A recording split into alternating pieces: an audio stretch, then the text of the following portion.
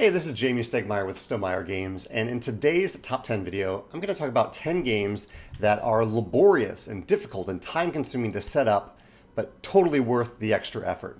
I thought of this the other day when I was actually setting up a very short game. In fact, a couple days in a row, I was setting up for the first time some very short games, and as I was setting up, I was like, wow, this is just a lot of setup for the payoff, for what the game actually is. And so I have some games in the near future. I'm going to do a list about games that are easy to set up that I love. But today I wanted to talk about games that do take a little extra effort to set up, but they're worth the effort based on how good they are to play, based on the variability that setup offers, and other factors like that. Some honorable mentions that I'll put on the list are, and part of this is that I polled Stonemaier ambassadors to see what they thought, what games they thought should go on this list, and a few of these emerged from that discussion, including A Feast for Odin, which I considered for the list. It almost made number 10, but it has really nice inserts that include all the little tokens that you need to go into the game. So the setup actually isn't that bad in A Feast for Odin, as bad as it could be. Gloomhaven, many people just leave Gloomhaven on their table because it's so laborious to set up. Twilight Imperium IV, where it does require a lot of setup. Star Wars Rebellion, and Potion Explosion, which in each game of Potion Explosion there isn't a lot of setup, but I built the tray for Potion Explosion for a friend's copy one time, and it took over an hour to put that thing together. It is really time-consuming to put that tray together, so I wanted to mention it on this list as a game that does require quite a bit of setup, but is worth the payoff in the end.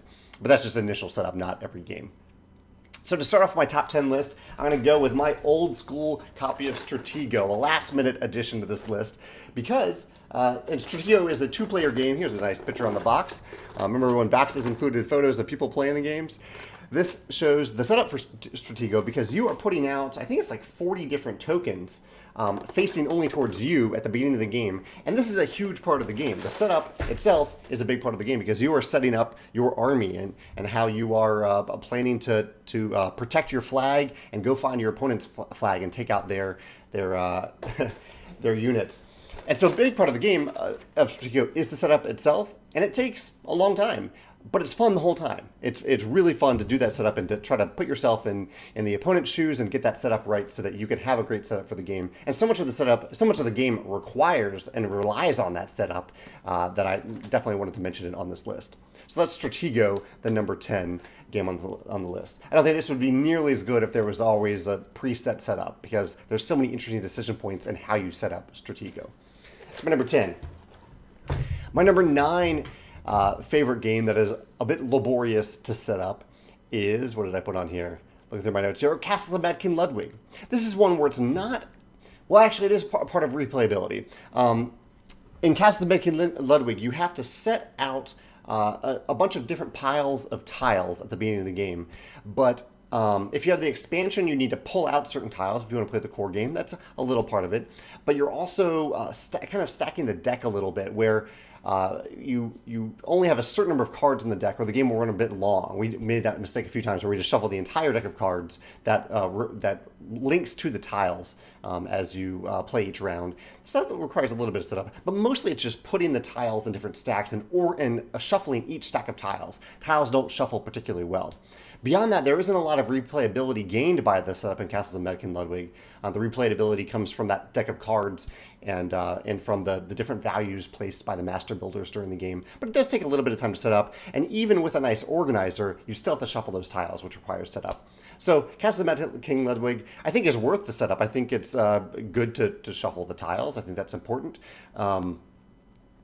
There might be a different way to do it. I think if you have like square tiles, you can pull them out of a bag. And between two castles, we have them in preset in the insert. But when you have so many different tile shapes, like in Castles of Mad King Ludwig, you pretty much just need to shuffle them at certain points in the game, at the beginning of the game, namely. So I think it's worth it in Ludwig to have all those different unique tile shapes. That really adds to the flavor of the game and your own unique, weird, crazy castles. So I think it is worth that extra setup time, and that's why it's my number 9 favorite game on this list.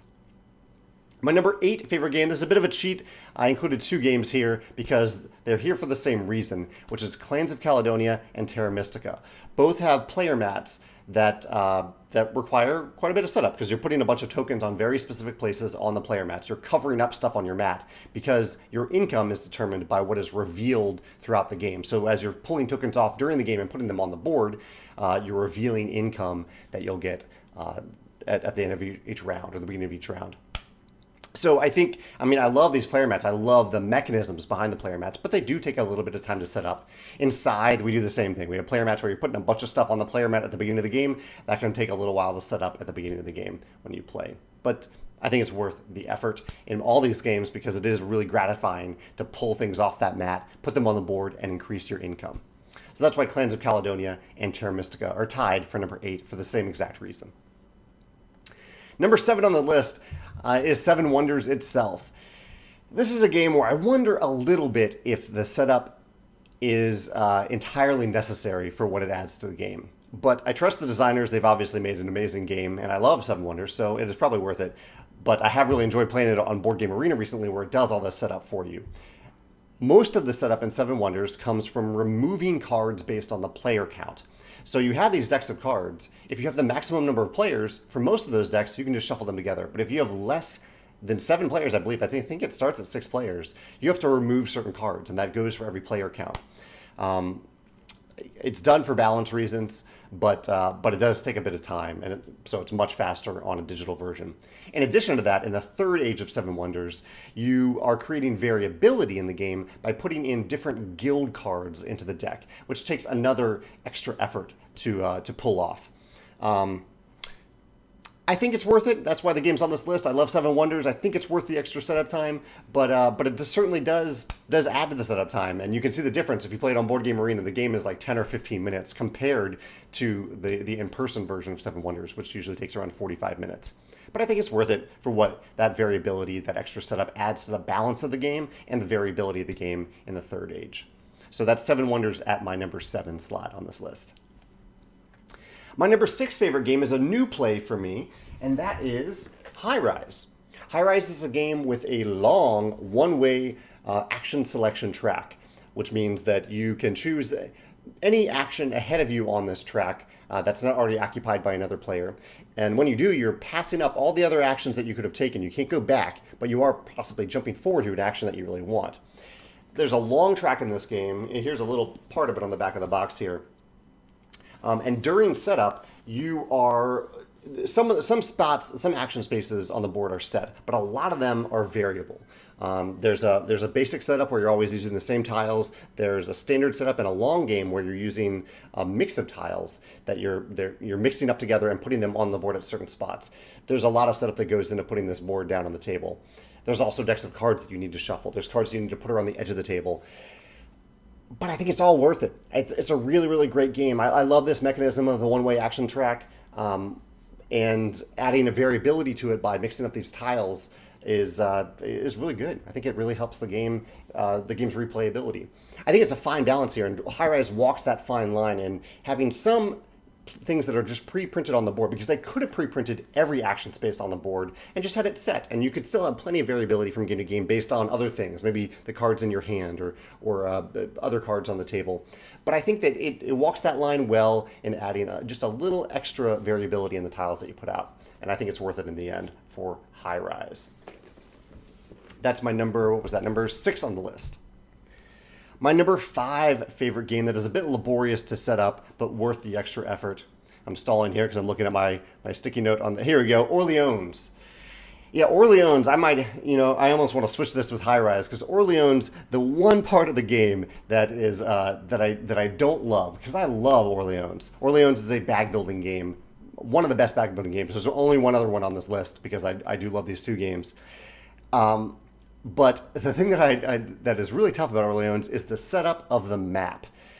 You've got to put out so many random resources on the map that it takes a while during setup, and you're also kind of piling up resources on the board, and it scales by player count again. So you're trying to get player count scaling based on resource scarcity, and you're also trying to get variability based on the map, based on where you're putting the resources. I think it's worth it. Again, that's why it's on the list, but it's a real fine line with Orleans, because that is definitely the most annoying part of setup. And even though you can use a special organizer to fix most of the resource sides of it, but you still have to remove resources. But I don't even know if you can fix it with that. I think both sides of that, the map and the number of resources that you're setting up based on player count and variability, just adds a lot to the setup of the game. Ultimately, it's worth it. I think Orleans is a wonderful game, but it is a bit laborious to set up.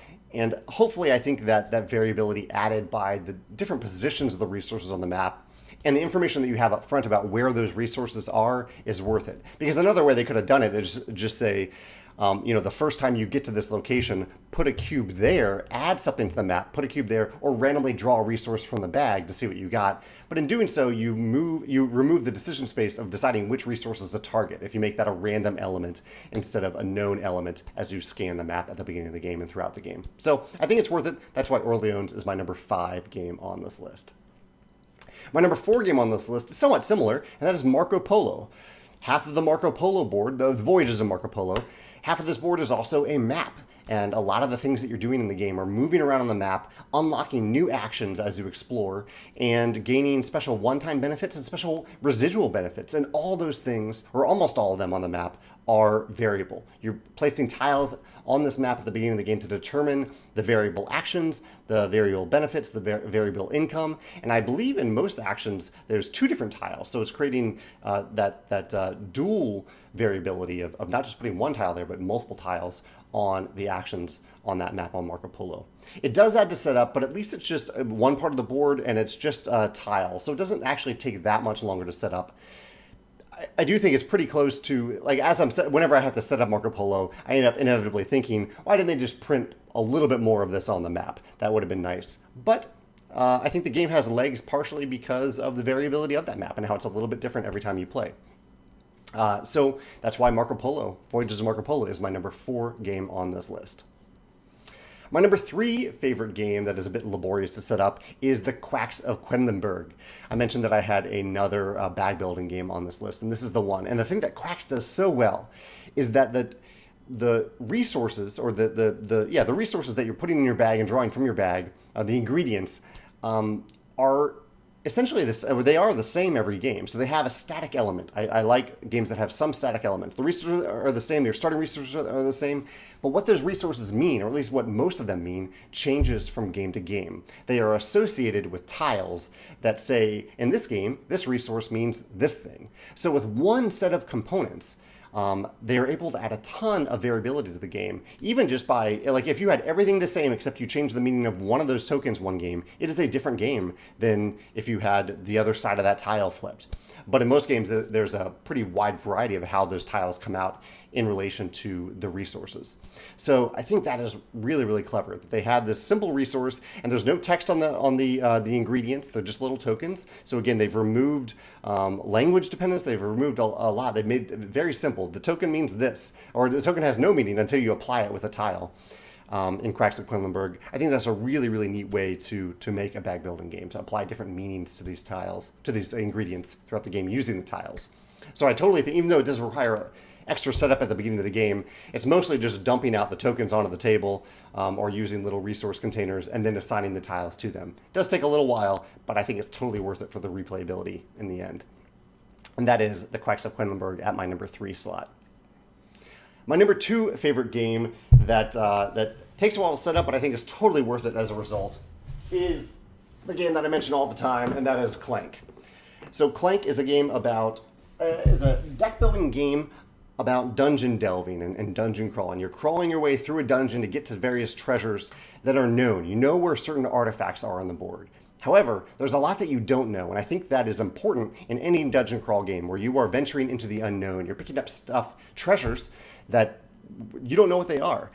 And so a lot of the tokens that you're placing in Clank throughout the game, or during setup, are face down. They're little treasure tokens, little loot tokens, either minor treasures or major treasures that are face down, and you don't know what they are until you get to them, which makes perfect sense thematically and perfect sense mechanically, because it's really exciting to show up in a new room and pick one of those tokens up and gain it and see what you gained. I think that's really exciting. And those tokens need to go on the board, because if they aren't there, then you don't know if they've been taken yet. I guess the one other way you could do it is similar to what I mentioned with Orleans, in that you could put a token on the board to show that a token has been taken. So put a little cube on the board to say, the treasures have been cleared from this space, and instead draw the tiles from a bag as you do so. It's possible that could work. But the setup really isn't that bad in Clank. It takes just a little extra time, and I think it does work thematically and mechanically to have those face-down tiles on the board. You can easily scan the board and see, oh, this is all the stuff that's out there right now. I want to go get it. I want to figure out how I can get as much of that as possible. And so that's why Clank, I showed you Clank Legacy, but all my Clank stuff is in this box. That's why Clank is my number 2 game on this list of games that are a bit laborious to set up, but worth that extra effort. The number 1 game, this was definitely an ambassador suggestion. I didn't think of this at first, but it is a unique category, and that is Mysterium. Mysterium is a deduction game where you are working together with all the players at the table, most of whom are investigators, and there's one ghost, and the ghost is communicating to all the other players via beautifully illustrated cards that depict dreams. So they're trying to show who murdered them, what weapon they used, and where they did it. And for this game to work as a deduction game, you have to have a lot of things mixed together to make that happen. And so you have to randomly determine what the weapon was. You have to randomly determine what the location was. You have to randomly determine who did it. And all that takes a bit of time to set up. You have to go through each of those cards and shuffle them up, get the right number of cards on the table, let the ghost set up or the spirit set up their little shield to show what they have and what they're trying to communicate to players.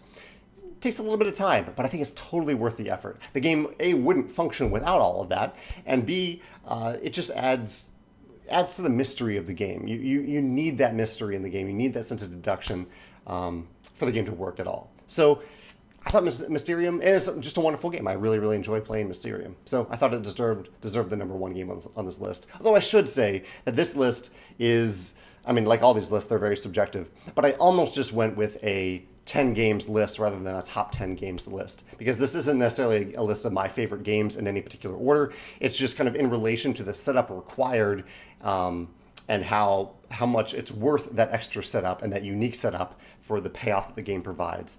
And that's why Mysterium made the top of the list, but really any of these games could have taken that number 1 slot on this particular list. I'd love to hear your thoughts about this. Are there any games that you maybe groan about a little bit when you think, oh, I've got to go set up this game, but when you actually get to the table and you're done with setup, that the setup is totally worth the extra effort because you just have so much fun with that game? I'd love to hear your thoughts about that in the comments below. Thanks.